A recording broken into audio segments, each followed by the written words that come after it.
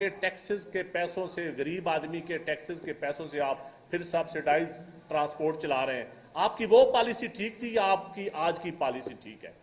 आपके आज के जो जेली वारस अपने आप को कहते हैं उनसे हमारा सवाल है। दूसरा, हम आपके इत्तेहादी हैं, उसकी हमें कीमत दे रहे हैं।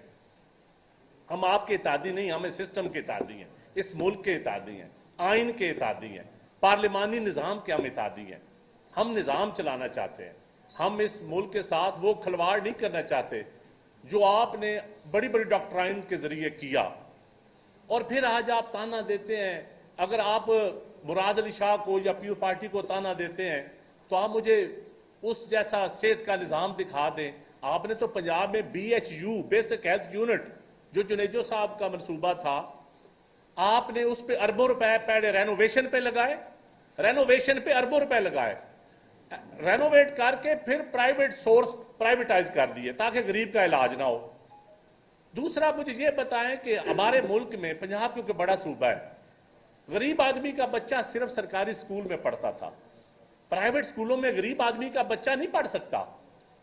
सरकारी स्कूल आपने आज प्राइवेटाइज करने शुरू कर दिए। क्या वारस स्कूल बेचता है, अस्पताल बेचता है, इरिगेशन की जमीनें बेचता है, अपनी ट्रांसपोर्ट में? आपने घर के बर्तन बेचने वाला वारस नहीं होता, वो तो डांग टपाओ ठग होता है, वारस नहीं होता। वो वारस वो होता है जो आने वाली नस्लों का सोचे, जो आज से 100 साल बाद का सोचे। हम आपसे डिबेट करने के लिए तैयार हैं। ये इस्लामाबाद है। मेरे आपसे चंद सवालात हैं। रियाज पीरजादा साहब आपके मिनिस्टर हैं, आपकी हुकूमत में वजीर हैं, उनकी असम्बली की स्पीच उठा के देख लें कि भावलपुर में, डीजी खान में, चोलिस्तान में पानी के ऊपर पीरजादा साहब की स्पीच उठा ले। आपकी कैबिनेट के वजीर हैं, उसी स्पीच का आज आप जवाब दे दें, हम आपसे माजरत कर लेंगे। दूसरा, ये रावल डैम है, आप साफी भाई जाके देखें। मैं पहले तो साफियों को चैलेंज करता हूं, आप मुझे उस रेस्ट हाउस में जाकर दिखाएं। ये रावल डैम के ऊपर पंजाब हुकूमत का एक रेस्ट हाउस है, 1 अरब रुपया लग रहा है उसके ऊपर, 1 अरब रुपया। इरिगेशन डिपार्टमेंट नहीं लगा रहा, पता नहीं कौन सा डिपार्टमेंट लगा रहा है, को हाईवे सुना है लगा रहा है, CNW पंजाब। पहले तो मैं जो कल एक स्टोरी मेरे एक साफी ने, भाई ने एक किसी बड़े अखबार में लिखी है, 1 पेज स्टोरी, 1 पेज पे है साहब, उन 1 पेज वाले माफिया को मेरा चैलेंज है, आप उस रेस्ट हाउस का विजिट करके तो दिखाएं, क्योंकि बुग़्ज़े पीपल पार्टी में तो फिर बहुत कुछ कहा जाता है।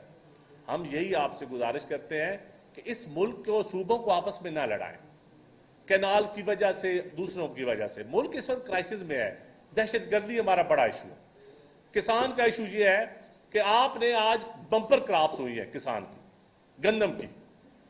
आप अगर इस मुल्क से इतने मुखलस हैं तो जो 35 लाख टन निगरान हुकूमत में इंपोर्ट हुई, उसकी इंक्वायरी कभी सामने ले आए और उनको कटेड़े में खड़ा करें। जो जिम्मेदार किसान दुश्मन, ऑलरेडी हमारी बंपर क्रॉप थी, आपने 35 लाख टन फिर और इंपोर्ट की, और उसका जरा कैलकुलेटर से हिसाब लगाएं, 1700 अरब प्राइवेट सेक्टर को दिया गया, फ्रॉड वो किया गया, 1700 अरब।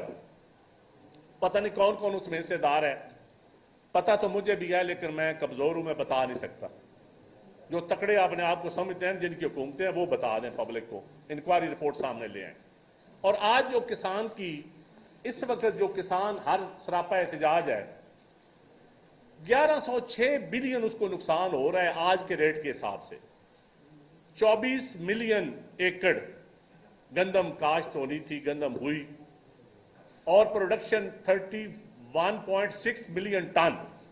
ये सरकारी फिगर है, ये मैं आपको दूंगा।